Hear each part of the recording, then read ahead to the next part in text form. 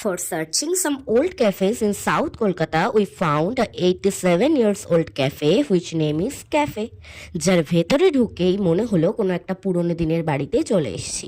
বড় বড় খিড়কি টানা জানালা, কাঠের চেয়ার টেবিল, কুড়ি বর্গা, এই সব কিছুর মধ্যেই ছিল পুরনোর ছোঁয়া। ঝটপট মেনু কার্ডটা নিয়ে অর্ডার করে ফেললাম একটা চা, ফিশ কবিরাজি আর পুডিং। চাটা খেতে নর্মাল চায়ের মতো হলেও এই ফিশ কবিরাজিটা ছিল কিন্তু অনবদ্য। দেখতে পাচ্ছ ভেতরে মাছের পরিমাণটা। কাসুন্দিতে ডুবিয়ে মিকি প্রথমেই নিয়ে নিয়েছিল ফিশ কবিরাজির এক কামড়, আর সে কামড় দিয়েই মুখে তার কি হাসি। আর আমি তো পেটুক মশাই, আমার কথা ছাড়ো, আমার সব কিছুই খেতে ভালো লাগে। এরপর পুডিং টেস্টের পালা।